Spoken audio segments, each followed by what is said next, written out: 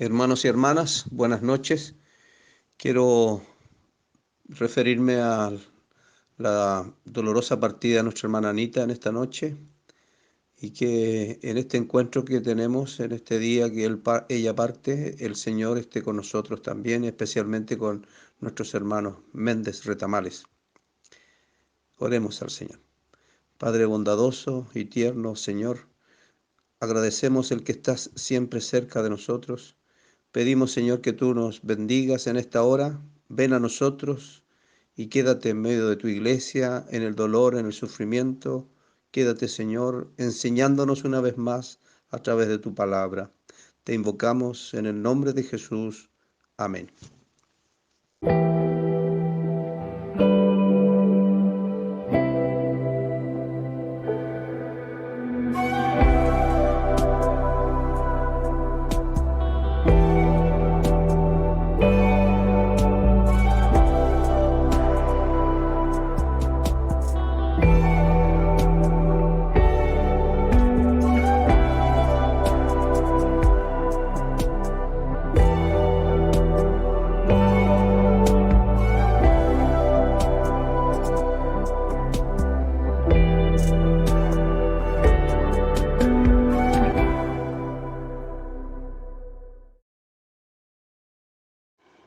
Damos gracias a Dios porque una vez más podemos dejar nuestras vidas ante nuestro Señor Jesús para pedir perdón. Y es por eso les invito, hermanos, a orar. Amantísimo Señor, en esta hora una vez más vamos ante tu presencia, reconociéndonos pecadores y pecadoras. Y es por eso, Padre, que ante tu inmensa misericordia queremos disponernos en tus manos para que tú seas lavando y limpiando nuestras vidas. Y así, oh Señor, seguir en este estudio bíblico como realmente tú te lo mereces, oh Padre. Es por eso, Dios, que dejamos nuestra vida en tus manos para que tú nos laves, nos limpies, nos purifiques, Señor. Y así, Padre Celestial, descansar en ti y poder alabar y bendecir tu santo nombre. Con la confianza y fe de que tú, Señor, nos has perdonado, nos levantamos de esta oración con palabras de seguridad, oh Señor, que tú has sido con nosotros. Nos levantamos, Dios, de esta oración en el nombre de Jesús. Amén.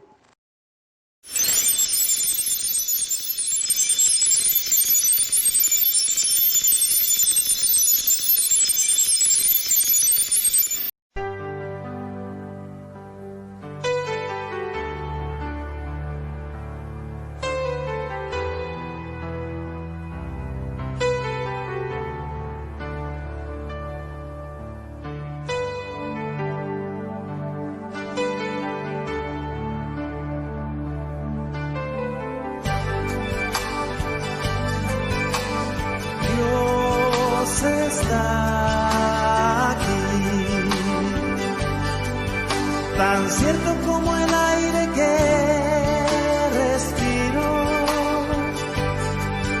tan cierto como la mañana se levanta el sol, tan cierto porque yo le canto y me puede oír.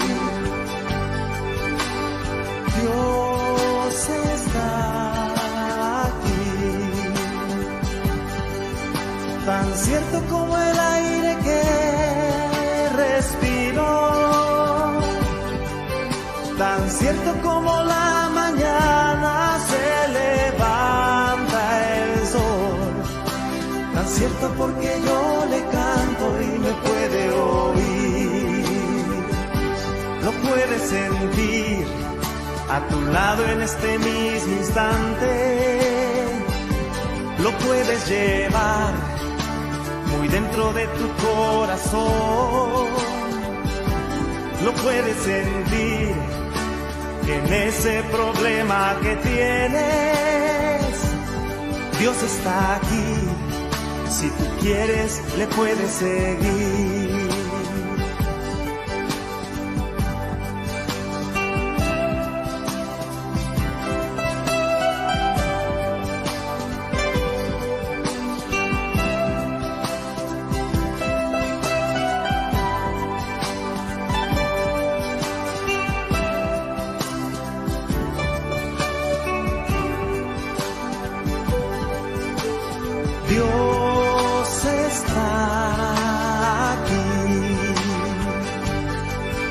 tan cierto como el aire que respiro,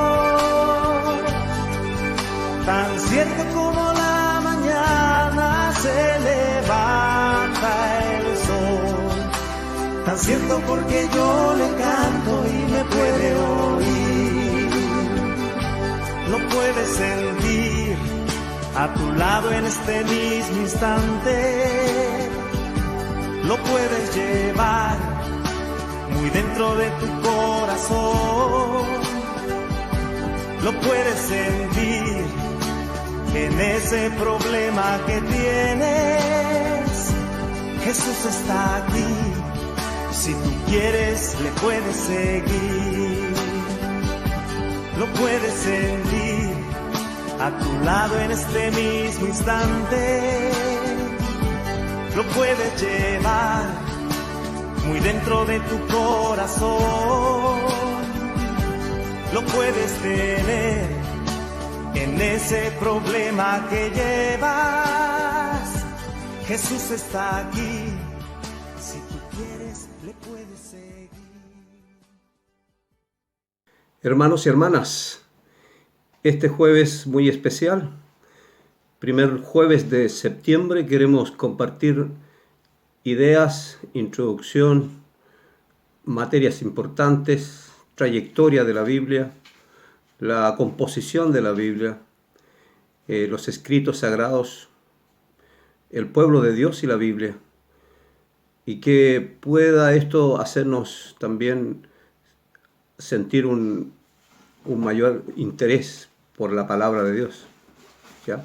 Así es que les invito cordialmente en este día que nos dispongamos con mucho amor a considerar lo que el valor importante para la fe es la Biblia, la palabra de Dios, ¿no?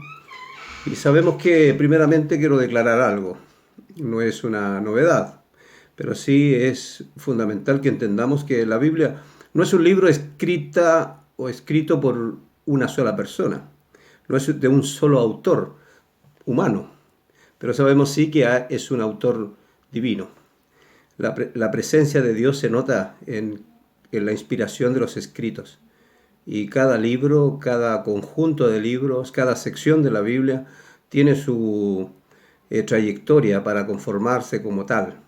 Es así como en el Antiguo Testamento, las partes principales como el Pentateuco, como los escritos de los profetas y también los otros escritos son de una trayectoria importante.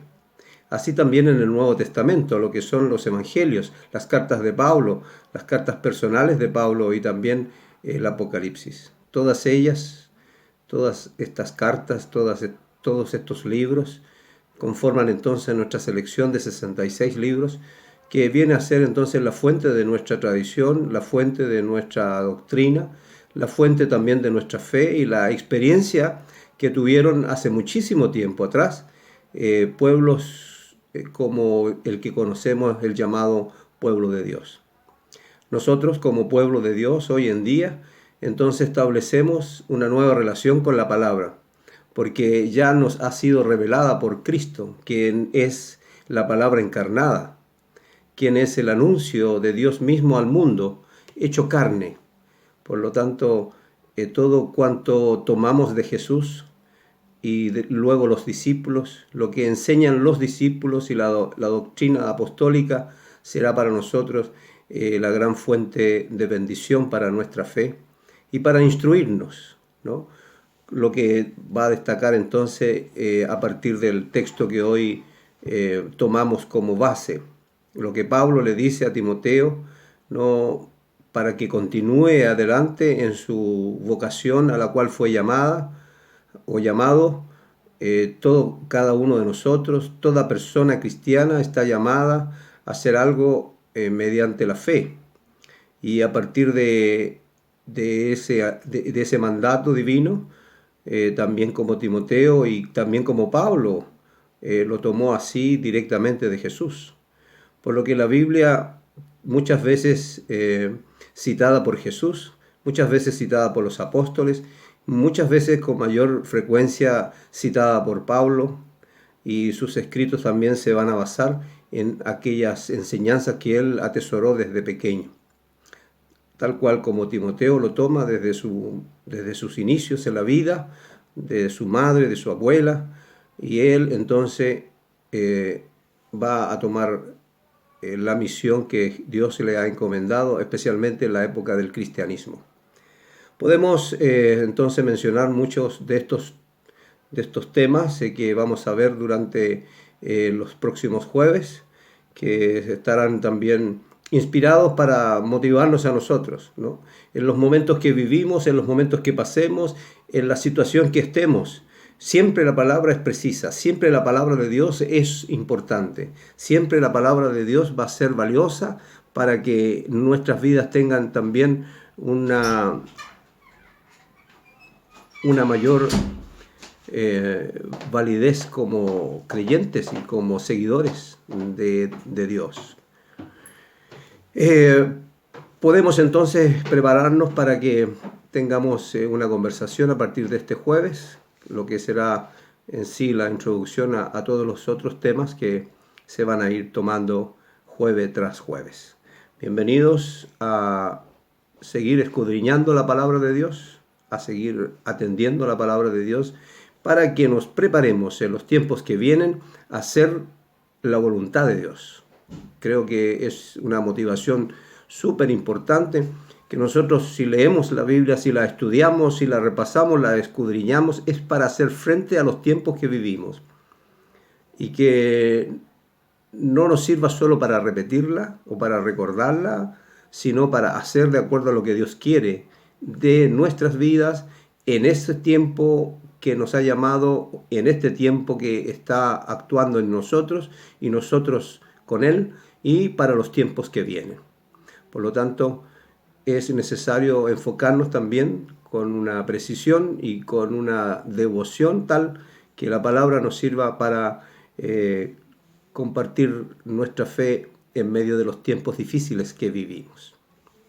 En el día de hoy queremos que pensemos todos en un sentido creativo, que vayamos también tomando aspectos y repasando aspectos de la Biblia, pero no puntualmente en el mensaje mismo, sino en la conformación y la relación que tuvieron desde los comienzos de la fe.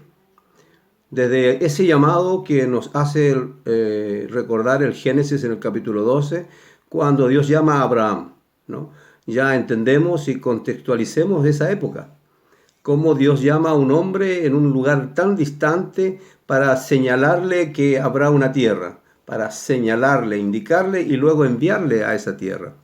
Pero ya hemos visto en otros estudios que Abraham, como un referente de la fe, va a obedecer a Dios, ¿no? Entonces la base de este llamado no está tan solo en una descripción de los sucesos, de que Dios toma un grupo en una tribu, en un nombre, Abraham, Sara, sino más bien el ejemplo de este grupo humano, de este hombre Abraham y de Sara, y de todos los que vienen de él, cómo se relacionan con Dios y cuál es su vida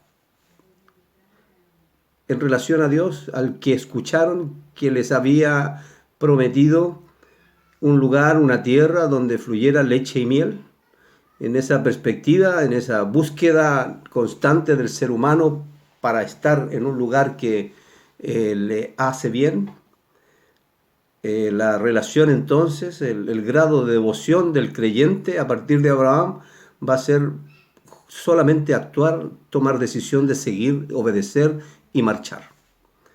Por lo tanto, no estamos considerando una lógica bíblica, una lógica de la doctrina, sino más bien la actuación de Dios en una persona y esta persona reaccionando en una actitud de total fe, de una fe plena, de una fe precisa, de solo obedecer y hacer como mandato lo que Dios le había pedido. ¿Qué hay detrás de eso entonces? También otra idea importante es lo que este pueblo de Abraham en los tiempos antiguos, alrededor de 1700, 1800 antes de Cristo, la relación de todo este pueblo, de toda esta nueva nación que se aprontaba a ser nada menos que bendición para todas las familias de la tierra. Esta nueva relación de fe va a ser comunicada, por lo tanto, por el señor de esta tribu, el jefe de esta tribu, el señor de esta familia. Tomando, dice el relato del Génesis, tomando todo lo que tenía y a todos quienes eran parte de él, se encaminan a un lugar que será, por cierto, el lugar nuevo para habitar, que según la promesa de Dios establece con ellos. Por lo tanto, aquí también hay una relación de un pacto que hacen entre ellos, un pacto en el cual Abraham acertadamente y decididamente acepta. ¿Por qué? Es el sentido más genuino de la fe. Cuando nosotros compartimos este grado y este nivel de fe, es entonces una forma de vida, de ir para adelante. Por lo tanto, el pueblo de Dios, a partir de Abraham, comienza a gestarse como tal, como una nación de Dios, como un pueblo escogido, en base a esta confianza que deposita Dios en él y a la vez en la obediencia que este pueblo va a profesar con ese Dios. No hablamos de escritura, hablamos de una fe, de una relación, de un pacto, el que por muchos años después va a tomarse como la base también de la escritura que hoy conocemos en el Antiguo Testamento.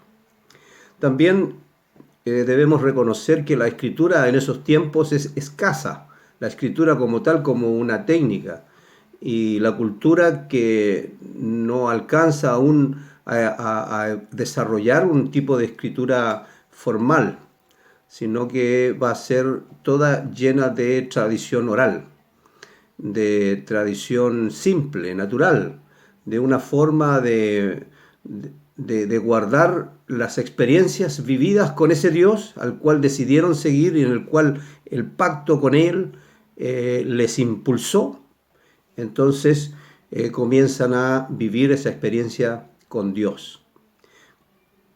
Habrán entonces etapas en que se escribirá después por el desarrollo de las técnicas y los inventos y la escritura misma, el avance de la escritura, en que nos va a proveer de antecedentes que sucedieron en ciertas épocas, en que van a estar en antiguos papiros, antiguos escritos en tablas de arcilla o en piedras esculpidas, en escritura cuneiforme, donde se acuñaba la escritura, o los pergaminos más desarrollados, que es una técnica muy posterior, ¿ya?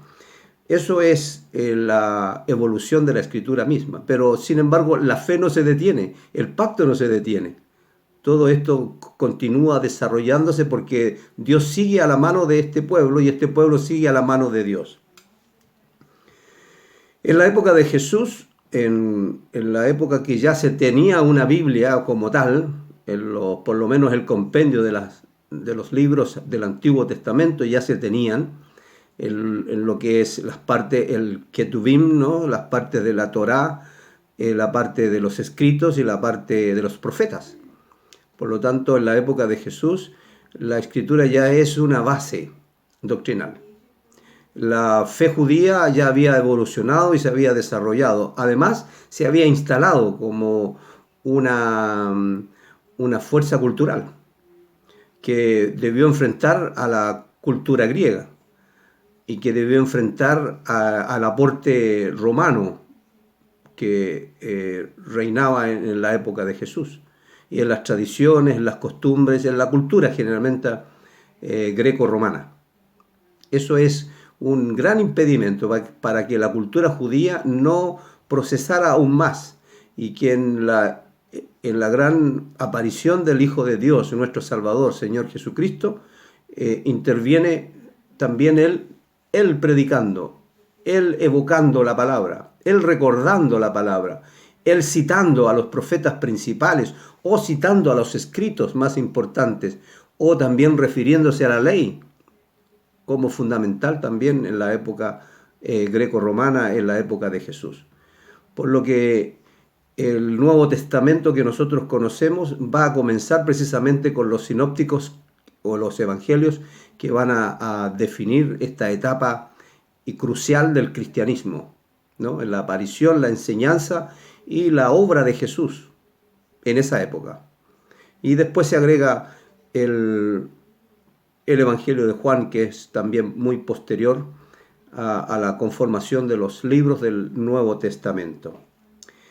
En sí, los escritos del Nuevo Testamento en la primera época, o por lo menos el primer siglo, van a ser difundidos de una manera oral. Por lo tanto, las cartas de Pablo, que son la mayoría de los escritos en el Nuevo Testamento, van a significar entonces una base importantísima para lo que después conforma el Nuevo Testamento. Pero los escritos no están catalogados como sacros todavía. Los escritos de Pablo que se encontrarán tiempo después, o se guardan y se formalizan como sacros, ¿no? o canonizados. Por lo que sigue siendo también a partir de la experiencia de los apóstoles, el trabajo y el avance de la iglesia, también va a ser una tradición oral en la que ellos van a difundir y proclamar el Evangelio como un mandato solicitado por Jesús. Y eso significa que todo eso se guarda, todo lo que produce, todo lo que internaliza a la gente de esos tiempos, el impacto que tuvo en el mismo Imperio Romano, será producto de la verbalización del mensaje, de todo lo cuanto se predica y todo cuanto se dice de Jesús, el Hijo de Dios, y la relación con el Mesías para relacionarlo entonces con el Antiguo Testamento. En cuanto a los escritos que hoy conocemos como la Biblia, tomada de la manera como la conocemos, que incluye los 66 libros canónicos y todos los textos antiguos que hoy conocemos, nunca podemos pensar que fue siempre un libro así. Debemos pensar también y recordar que han habido episodios en que la misma Biblia hebrea, en los antiguos escritos en el Antiguo Testamento, tomaron un curso distinto al que hoy conocemos como los dos testamentos juntos. Tuvieron una utilización también en distintos aspectos, ya sea la Septuaginta, que fue tomada del griego para la diáspora de los judíos que se esparció por el mundo y que entonces necesitó recuperar los escritos antiguos en esa versión. Asimismo, la Vulgata latina, la que se va a tomar a partir de esta versión griega de la Biblia como tal, que se conocía, y por cierto, escrita también en griego, para pasarla en latín, según el habla que existía en los tiempos cercano al siglo IV, para establecer desde la iglesia en Roma ya instituida, establece estas normas para que esa fuera entonces la pauta de la enseñanza de la palabra de Dios en la Vulgata latina.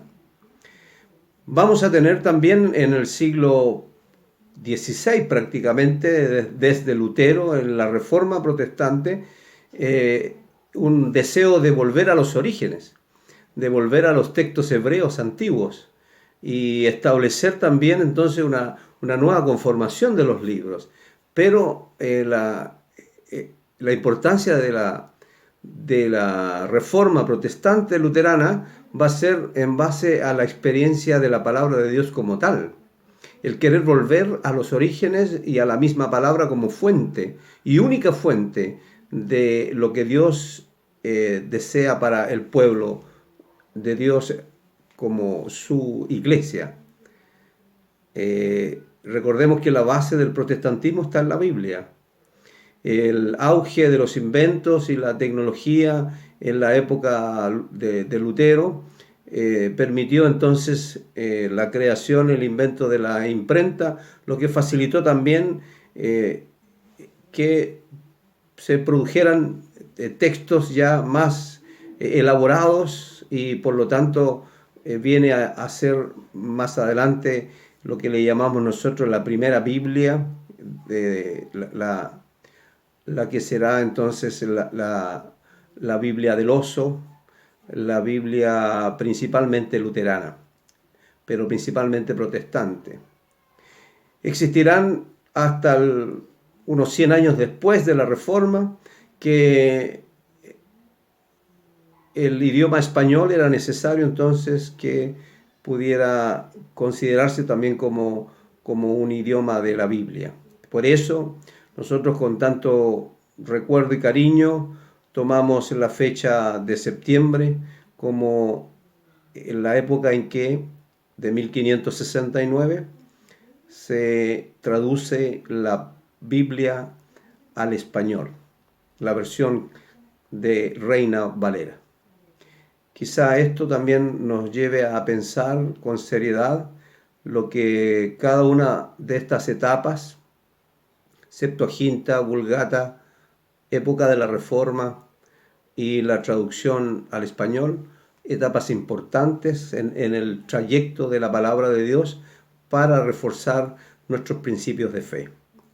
Por lo tanto, hermanos y hermanas, les invito en esta época a meditar en el valor que tiene la palabra para usted como la fuente de inspiración personal, lo que equivale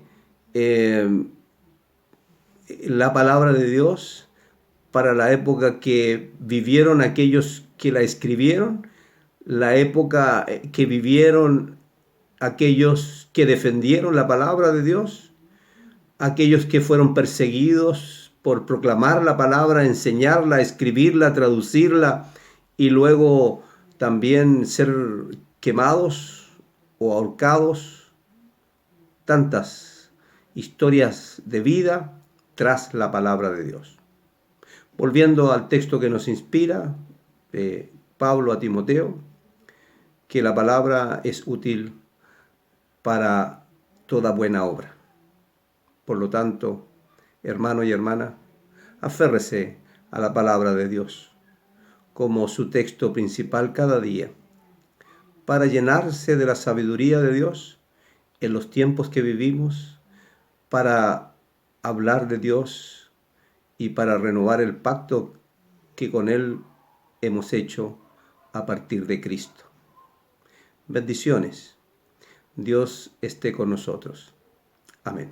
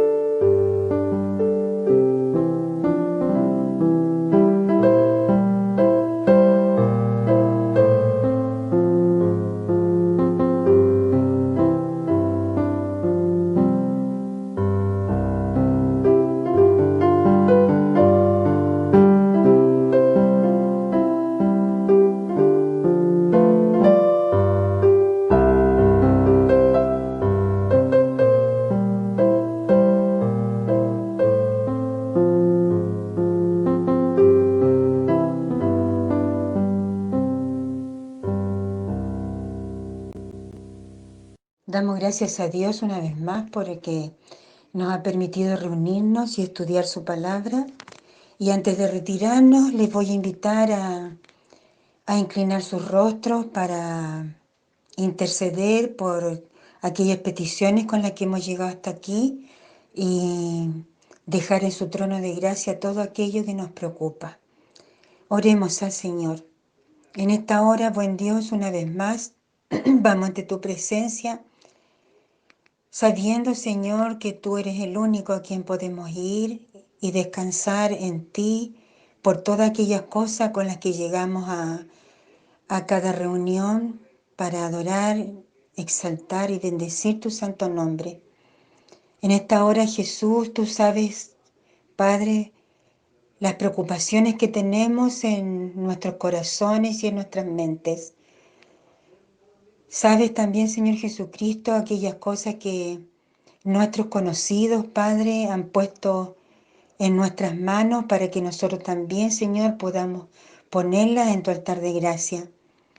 Es por eso, Dios, que vamos ante tu presencia, doblando nuestras rodillas, para que tú, Señor, veas que contritos y humillados a ti, dejamos nuestras cargas en tu trono de gracia para que tú respondas a ellas según tu santa y divina voluntad. En esta hora, oh Dios, dejamos a los enfermos de nuestra iglesia en tus manos. Dejamos a los ancianos, oh Señor, a los niños, jóvenes, a los adultos, a mis hermanas, hermanos, Dios, que a lo mejor en este rato necesitan de tu mano sanadora en sus vidas, para que tú, buen Dios, seas tocándoles y derramando, Señor, la medicina que tú, Señor, quieres entregar a cada uno de ellos.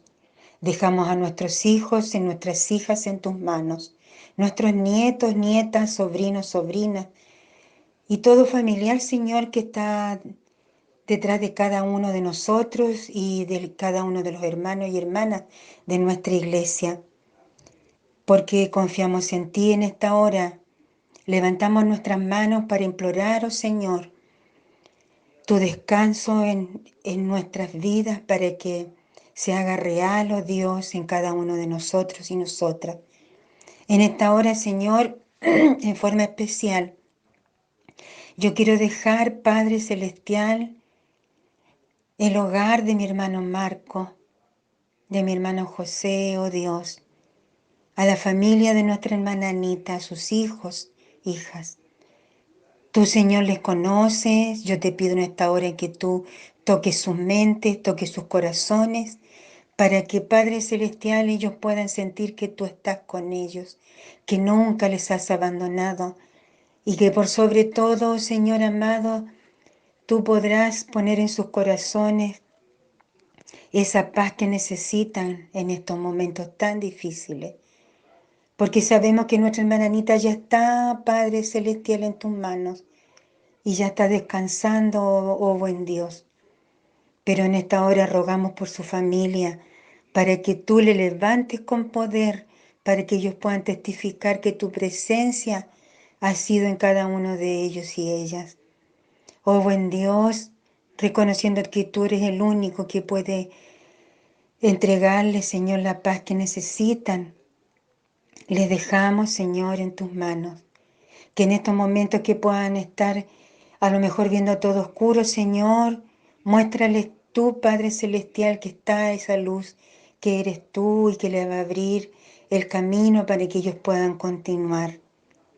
En esta hora, oh Padre, así como oramos por la familia Méndez, dejamos también, oh buen Dios, a aquellos hermanos y hermanas que han perdido un ser querido. Por la hija, Señor, de Marcelo y Odette. Tú le conoces, Padre Celestial, es una joven y en esta hora también necesita, Padre Celestial, que tu mano poderosa y sanadora sea sobre ella. Por nuestro hermano Mauricio, oh Dios, que también, Padre Celestial, en esta hora también necesita de tu presencia santa. Es por eso, Dios, que así como dejamos a nuestro hermano en tus manos, que ellos puedan representar a todos los enfermos que están en nuestra iglesia. Sé, oh Dios, con nuestras hermanas mayores, con nuestra hermana Dori, hermana Elisa, hermana Margarita, nuestra hermana Tircia, oh buen Dios, tú, Señor, con tu mano misericordiosa, te pedimos que tú también les acaricies. Oh buen Dios, dejamos nuestros familiares, Padre, en tus manos. Dejamos nuestras vidas en tus manos. Sé con mi hijo y mi hija, Dios, tú les conoces las necesidades que ellos tienen en esta hora y yo te pido que tú le cubras con tu manto de amor y tú seas el protector, Padre, en cada uno de ellos. Por Fernanda también la dejamos en tus manos. Y todos nuestros hijos, Dios, que tu manto de amor sea protegiéndoles y también sea un escudo alrededor de cada uno de ellos. Sé con nuestros ingresos, bendícelos, Dios.